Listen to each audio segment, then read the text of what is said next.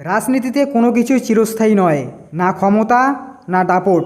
সম্প্রতি বাংলার রাজনীতিতে এমন এক নজিরবিহীন ঘটনা ঘটল, যা এই সত্যিটিকে আরও একবার প্রমাণ করে দিল। টিএমসির সেকেন্ড ইন কমান্ড তথা অন্যতম শক্তিশালী নেতা অভিষেক বন্দ্যোপাধ্যায়কে ঘিরে প্রকাশ্য রাস্তায় তুমুল বিক্ষোভ।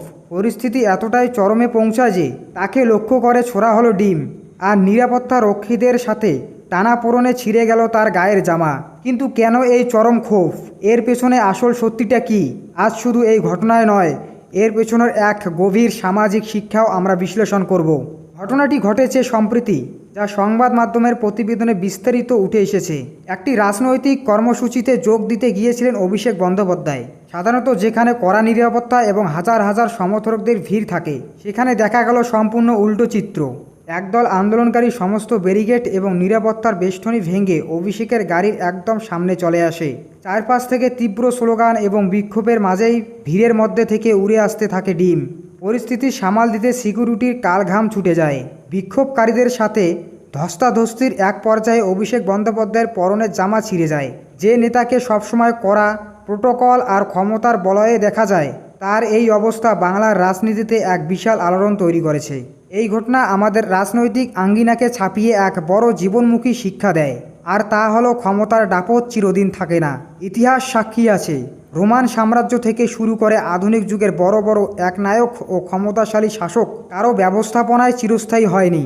যখন কোনো দল বা ব্যক্তি ক্ষমতার শীর্ষে থাকে, তখন চারপাশের স্তাবক আর চাটুক দলের ভিড়ে সাধারণ মানুষের আসল ক্ষোভ ও দীর্ঘশ্বাস শাসকের কান পর্যন্ত পৌঁছয় না। ক্ষমতা মানুষকে প্রায়ই অন্ধ করে দেয়। মনে হয় এই চেয়ার, এই দাপট হয়তো সারা জীবন থাকবে। কিন্তু গণতন্ত্রের আসল ক্ষমতার উৎস হলো সাধারণ মানুষ। এই জনতাকে যখন দীর্ঘদিন ধরে উপেক্ষা করা হয় বা তাদের দাবি দাওয়াতকে ক্ষমতার অহংকারে উড়িয়ে দেওয়া হয়, তখন মানুষের মনে একটা নীরব অগ্নিগিরি তৈরি হয়। আর সেই অগ্নিগিরি যখন ফাটে, তখন কোনো রাজপ্রাসাদ বা জেড প্লাস ক্যাটাগরির নিরাপত্তাও এই ক্ষোভকে রুখতে পারে না। অভিষেকের গায়ে জামা ছেঁড়ার এই ঘটনা আসলে কোনো একক ব্যক্তির উপর আক্রমণ নয়। এটি ক্ষমতার দাপটের বিরুদ্ধে সাধারণ মানুষের পুঞ্জীভূত ক্ষোভের একটি প্রতীকী রূপ। স্বাভাবিকভাবেই এই ঘটনা নিয়ে রাজনৈতিক উত্তাল। তৃণমূল কংগ্রেস দাবি করেছে এটি বিরোধীদের সাজানো নোংরা চক্রান্ত, একটি পরিকল্পিত হামলা।